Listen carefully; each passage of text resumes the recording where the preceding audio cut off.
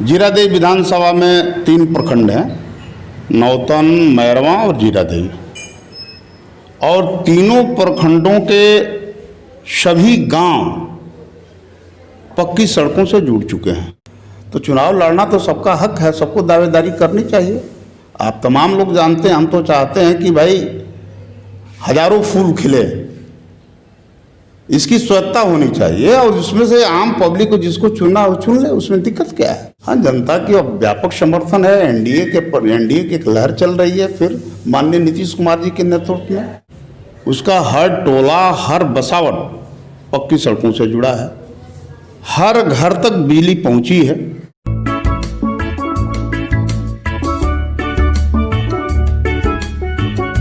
चले आइए सिवान शहर स्थित डीएवी कॉलेज मोड़ के निकट महाकाल कंप्यूटर्स में नामांकन प्रक्रिया जारी है। अधिक जानकारी के लिए कॉल करें 700949 पर।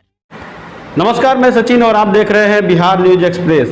बिहार न्यूज एक्सप्रेस बिहार विधानसभा चुनाव को लगातार हर विधानसभा में दौरे कर रहे हैं। बिहार न्यूज एक्सप्रेस की टीम पहुंच चुकी है जीरादेई विधानसभा क्षेत्र में, जहां आज जीरादेई विधानसभा के विधायक रमेश सिंह कुशवाहा हमारे साथ होंगे। हम उनसे बातें करेंगे, चुनावी चर्चा करेंगे। तो सबसे पहले विधायक जी का बिहार न्यूज एक्सप्रेस में स्वागत है। आप सभी को धन्यवाद, बिहार न्यूज एक्सप्रेस को। विधायक जी, इस बार आप चुनाव लड़ने जाएंगे, इस बार क्या मुद्दा रहेगा? देखिए, पहली बात तो ये है कि हम थोड़ा लीक से हट करके आप लोगों से बात करेंगे। अमूमन जितने उम्मीदवार चुनाव लड़ते हैं वो सब कहते हैं कि हमारा मुद्दा विकास होगा, हम जीत कर जाएंगे तो ये करेंगे, वो करेंगे, ये बनवाएंगे, वो बनवाएंगे, ही कहते रहते हैं।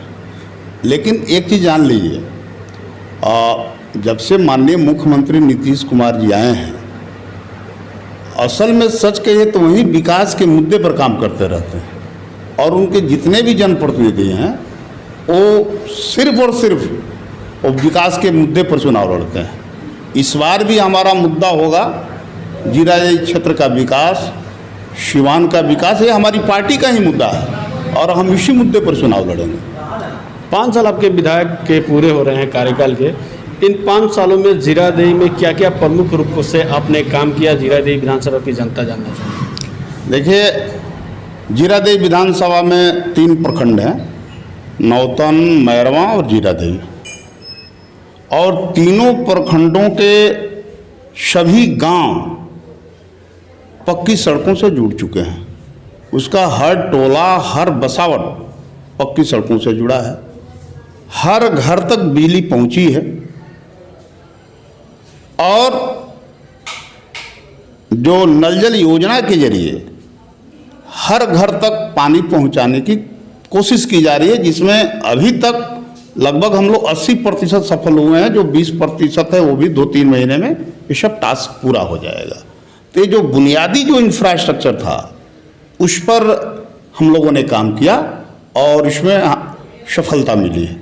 सड़कों की बातें कर रहे हैं, जब हम सिवान से जीरादेई के लिए निकलते हैं तो जैसे ही जीरादेई विधानसभा में घुसते हैं तो कुछ जगह पे जैसे विजयपुर मोड़ हो गया, ऐसे 2-3 जगह ऐसे हैं जहाँ गड्ढों में सड़क है या सड़कों में गड्ढे, ये पता नहीं चलता, जबकि मुख्य मार्ग है और आज उसकी स्थिति काफ़ी खराब हो चुकी है, काफ़ी बड़े बड़े गड्ढे सड़क पे दिख रहे हैं। पहली बात है कि हर बरसात में पक्की सड़कें कुछ टूटती है बरसात के कारण। आज जाकर देखिए फिर ठीक हो गया है। न विजयपुर मोड़ पर गड्ढा है, न तितरा में गड्ढा है जहाँ से जीरादेई विधानसभा शुरू हो रहा है, और मैरवा से लेकर मेहराना तक इस जो सड़क है, मेरे ही प्रयास से उसका टेंडर हुआ, लगभग 32 करोड़ की लागत से टेंडर हुआ और काम भी शुरू हो गया है। अभी लगातार काम जारी है। मैं समझता हूं कि 15 दिन में सिवान से लेकर मेहराना तक 15-20 दिन में काम भी पूरा हो जाएगा। तो जब सड़क बनेगी तो उसमें कुछ जगह तो कुछ गड्ढे भी हो जाएंगे बरसात में, लेकिन फिर उसको ठीक किया जाता है, तो नए सिरे से फिर पक्कीकरण का काम शुरू है। नल जल योजना की बातें आपने की, हर जगह नल जल योजना में शिकायतें मिल रही है, लूट खसोट की मामले सामने आ रहे हैं। जमीनी स्तर पे क्या ये पूरी तरह से नल जल का जो काम है वो सफल है? देखिए, पहली बात तो ये है कि नल जल में कोई लूट खसोट नहीं है। ये माननीय मुख्यमंत्री जी का ड्रीम प्रोजेक्ट वाली योजना है, और मैं समझता हूँ कि हर जगह, हम तो कल कई गए थे, डोमडी गए थे, मैदनिया गए थे, उसी नल का पानी हम लोगों ने पिया। और हर गांव में नल जल वाली योजना जो है वो ठीक ठाक ढंग से चल रही है, कहीं वैसा लूट खसोट नहीं है। बहुत जगह से शिकायतें मिली कि नल का जो है जो ठेकेदार है उसके द्वारा टंकी खराब है, नल जो है लगा 10 दिन में निकल गया, पानी नहीं आ रहा, बहुत तरह की शिकायत मतलब छोटी छोटी शिकायतें उसमें नल जल में देखा जाए तो पूरी तरह से वो काम जो है वो गांव स्तर पे सफल नहीं दिख रहा है। देखिए, पहली बात है कि आदमी का शरीर है तो कुछ बीमारी भी रहेगा, ठीक है, लेकिन फिर वो डॉक्टर उसका इलाज भी करता है, आदमी स्वस्थ भी हो जाते हैं। तो कुछ इस तरह की प्रवृत्ति वाले लोग तो हैं ही गड़बड़ करने वाले। जैसे शिकायत हम लोगों को मिलती है हम लोग उसको ठीक करवाते हैं। मेडिकल कॉलेज में रॉम बन रहा है, किस तरह का प्रयास रहा, किस तरह की कठिनाइयाँ हुई? देखिए, मेडिकल कॉलेज की जहाँ तक बात है, सबसे पहले हम तो माननीय मुख्यमंत्री श्री नीतीश कुमार जी को और आदरणीय स्वास्थ्य मंत्री श्री मंगल पांडे जी को हम बहुत बहुत धन्यवाद देते हैं। उन लोगों के प्रति हम आभार प्रकट करते हैं कि हमने जो डिमांड किया था एक जनप्रतिनिधि होने के नाते, उन लोगों ने हमारी मांग को पूरा किया। इस पूरे प्रमंडल की बैठक आज से 6 महीना पहले गोपालगंज में हुई थी। इसमें सिवान, गोपालगंज, छपरा के सभी जनप्रतिनिधि, सभी विधायक, सांसद वहाँ मौजूद थे, सारे पदाधिकारी मौजूद थे। समीक्षा बैठक थी। उस समीक्षा बैठक में मैंने मांग उठाया था माननीय मुख्यमंत्री जी से। मैंने लिखित उनको आवेदन भी दिया था कि मैरवा एक मेडिकल कॉलेज बनाएं, क्योंकि वो उत्तर प्रदेश और बिहार की सीमा पर अवस्थित है और वहाँ मेडिकल कॉलेज बनने से सिवान, गोपालगंज और छपरा का जो पश्चिमी इलाका है उसको लाभ मिलेगा। तो हमारी मांग को माननीय मुख्यमंत्री जी ने पूरा किया। देश रत्न डॉक्टर राजेंद्र प्रसाद की जन्मभूमि है जीरादेई। क्या आपको लगता है कि जिस तरह से विकास होना चाहिए धरातल पे उस तरह से विकास हो पाया? अभी तो आप 5 साल से हैं, लेकिन पहले के जो भी विधायक रहे हैं, सांसद रहे हैं, तो जिस तरह से विकास होना चाहिए देश रत्न प्रथम राष्ट्रपति के जन्मभूमि पे, उस तरह से विकास हो पाया है? देखिए, ये सवाल अमूमन सभी चैनल के लोग उठाते हैं, ठीक है। एक तो पहली बात मैं बताऊं कि जीरादेई जो राजेंद्र बाबू की धरती है, उनका जो गांव है, वहाँ सब कुछ बुनियादी सुविधाएं मौजूद है। वहाँ 2 हाई स्कूल है, भरथुई हाई स्कूल है, खुद जीरादेई में हाई स्कूल है, वहाँ इंटर कॉलेज है, वहाँ कस्तूरबा गांधी विद्यालय है। पूरा माने जीरादेई से लेकर के और अंदर तक पक्की सड़क है, उनके दरवाजे तक सड़क है। तो मैं समझता हूँ कि जो बुनियादी चीज़ें जो होनी चाहिए वो तो है, लेकिन अगर आप राजेंद्र बाबू के नज़रिए से देखेंगे, आप जब उससे आप तुलना करेंगे कि भाई देश के प्रथम राष्ट्रपति थे, यहाँ बहुत कुछ होना चाहिए था, तो उस नज़रिए से अगर हम देखते हैं तो अभी बहुत कुछ करना वहाँ बाकी है। अब जैसा कि मान लिया जाए कि पिछले दिनों मंत्री जी आए थे, उनके दिवस पर वहाँ माल्यार्पण हम लोग कर रहे थे, प्रमोद बाबू, तो उन्होंने कहा था कि हम इसको जो है इसको विकसित करेंगे, पर्यटन स्थल के रूप में इसको विकसित करेंगे। उन्होंने घोषणा की है और मुझे उम्मीद है माननीय मंत्री जी काफ़ी गंभीर हैं और आने वाले दिनों में उसको पर्यटन स्थल के रूप में विकसित करेंगे। जीरादेई विधानसभा की जो सीट है वो भाजपा की रही थी, फिर आप लोग जदयू और राजद का गठबंधन हुआ, जदयू से आप विधायक बने, अभी फिर भाजपा जदयू का गठबंधन है। तो ऐसे में अगर ये सीट भाजपा के खाते में जाती है तो रमेश सिंह कुशवाहा का स्टैंड क्या रहेगा?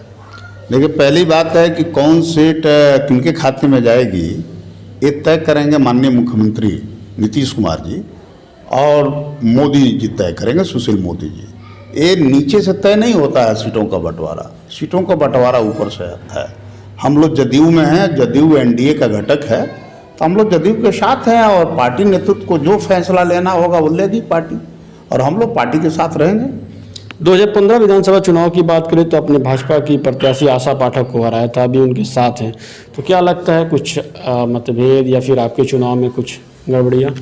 देखिए, हमारे क्षेत्र में कोई न मतभेद है न मनभेद है, सब लोग ठीक है, पूरा एनडीए एकजुट है, वहाँ पे कहीं कोई दिक्कत नहीं है। हम तो सबके बीच जाते हैं, सब समाज के बीच जाते हैं, हम भाजपा के भी जनाधार में जाते हैं, जदयू के जनाधार में भी जाते हैं अन्य लोग जो दूसरे दलों में उनके साथ भी मेरे रिश्ते रहते हैं, वहाँ भी मैं जाते रहता हूँ, कहीं कोई दिक्कत नहीं है मेरे क्षेत्र में। जीरादेई विधानसभा की बात करें तो अभी काफ़ी मजबूत दावेदार दिख रहे हैं। विनोद तिवारी दावेदारी कर रहे हैं, बिट्टू सिंह दावेदारी कर रहे हैं, ऐसे बहुत सारे नाम हैं जो दावेदारी कर रहे हैं और साफ तौर पर उनका ये दावा है कि उन्हें टिकट भी मिलने जा रहा है। पहली बात तो ये है कि लोकतंत्र है हमारे देश में, यहाँ कोई दूसरे तरह का सिस्टम नहीं है।